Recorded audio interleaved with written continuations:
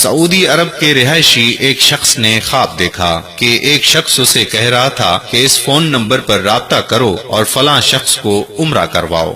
Phone number بڑا واضح تھا۔ نیند سے بیدار ہوا تو اسے خواب اچھی طرح سے یاد تھا، مگر اس نے وہم جانا اور خواب کو نظر انداز کر دیا۔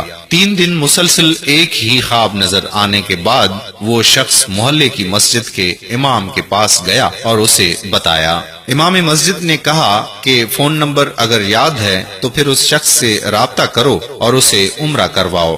اگلے روز اس شخص نے خواب میں بتلایا ہوا نمبر ڈائل کیا۔ جس شخص نے فون اٹھایا اس سے ضروری تعارف کے بعد اس نے کہا کہ مجھے خواب میں کہا گیا ہے کہ میں تمہیں عمرہ کرواؤں، لہٰذا میں اس نیک کام کی تکمیل کرنا چاہتا ہوں۔ جس آدمی کو اس نے فون کیا وہ زور سے ہنسا اور کہنے لگا کہ کون سے عمرے کی بات کرتے ہو؟ میں نے تو مدت ہوئی کبھی فرض نماز بھی ادا نہیں کی اور تم کہتے ہو کہ تم مجھے عمرہ کروانا چاہتے ہو۔ جس شخص نے خواب دیکھا تھا وہ اس سے اصرار کرنے لگا۔ اسے سمجھایا کہ میرے بھائی، میں تمہیں عمرہ کروانا چاہتا ہوں، سارا خرچ میرا ہوگا۔ خاصی بحث اور تمہید کے بعد آدمی اس شرط پر رضامند ہوا کہ ٹھیک ہے، میں تمہارے ساتھ عمرہ کروں گا، مگر تم مجھے واپس ریاض میں گھر لے کر آؤ گے اور تمام تر اخراجات تمہارے ہی ذمے ہوں گے۔ وقت مقرر پر جب وہ ایک دوسرے کو ملے تو خواب والے شخص نے دیکھا کہ واقعی وہ شکل و صورت سے کوئی اچھا انسان نہیں دکھائی دیتا تھا۔ اس کے چہرے سے عیاں تھا کہ وہ شرابی ہے اور نماز کم ہی پڑھتا ہے۔ اسے بڑا تعجب ہوا کہ یہ وہی شخص ہے جسے عمرہ کرنے کے لیے خواب میں 3 مرتبہ کہا گیا۔ دونوں شخص مکہ مکرمہ عمرہ کے لیے روانہ ہو گئے۔ میقات پر پہنچے تو انہوں نے غسل کر کے احرام باندھا اور حرم شریف کی طرف روانہ ہوئے۔ انہوں نے بیت اللہ کا طواف کیا، مقام ابراہیم پر 2 رکعت نماز ادا کی، صفا و مرہ کے درمیان سعی کی، اپنے سروں کو منڈوایا اور اس طرح عمرہ مکمل ہو گیا۔ اب انہوں نے واپسی کی تیاری شروع کر دی۔ حرم سے نکلنے لگے تو وہ شخص جو بہت کوشش سے عمرہ کرنے پر آمادہ ہوا تھا کہنے لگا کہ دوست، حرم چھوڑنے سے پہلے میں 2 رکعت نفل ادا کرنا چاہتا ہوں، نہ جانے دوبارہ عمرے کی توفیق ہوتی بھی ہے یا نہیں۔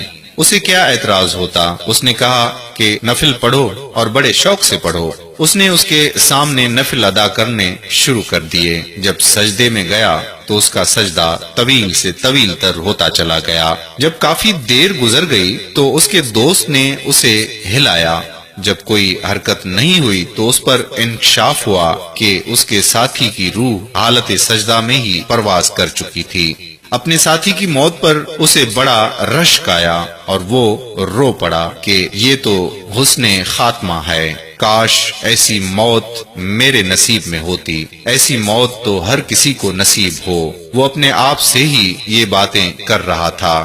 اس خوش قسمت انسان کو غسل دیا گیا اور احرام پہنا کر حرم میں ہی اس کی نماز جنازہ ادا کی گئی۔ ہزاروں فرزندان اسلام نے اس کا جنازہ پڑھا اور اس کی مغفرت کے لیے دعا کی گئی۔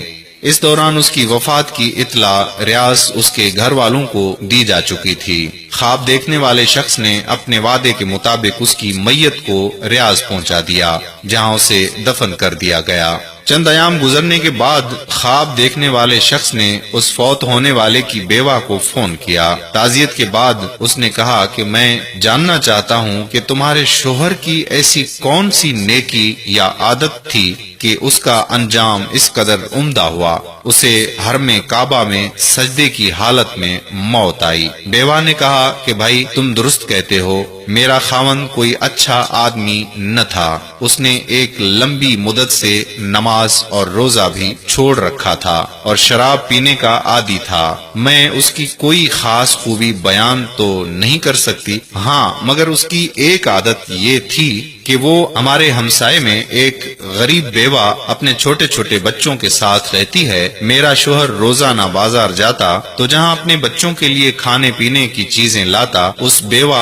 اور اس کے یتیم بچوں کے لیے بھی لے آتا اور اس کے دروازے پر رکھ کر اسے آواز دیتا کہ میں نے کھانا باہر رکھ دیا ہے، اسے اٹھا لو۔ یہ بیوہ عورت کھانا اٹھاتی اور ساتھ ہی میرے خاوند کے لیے دعا کرتی، اللہ تمہارا خاتمہ بالخیر کرے۔ قارئین اکرام، اس طرح اس بیوہ کی دعا اللہ تعالیٰ نے قبول فرما لی اور اس شرابی کا اتنے عمدہ طریقے پر خاتمہ ہوا کہ اس پر ہر مسلمان کو رشک آتا ہے۔ قارئین اکرام، اس بات کو ہمیشہ یاد رکھیے کہ اللہ کے رسول صلی اللہ علیہ وآلہ وسلم کا یہ فرمان بھی ہے کہ بھلائی کے کام آدمی کو بری موت سے بچاتے ہیں۔ اگر آپ نے ابھی تک ہمارا پیج پیارا اسلام لائک نہیں کیا تو ابھی سے لائک کر دیجئے اور فالو کر دیجئے تاکہ ایسی مزید معلوماتی ویڈیوز ہم آپ تک پہنچاتے رہیں۔ جزاک اللہ خیرا۔ السلام علیکم ورحمۃ اللہ وبرکاتہ۔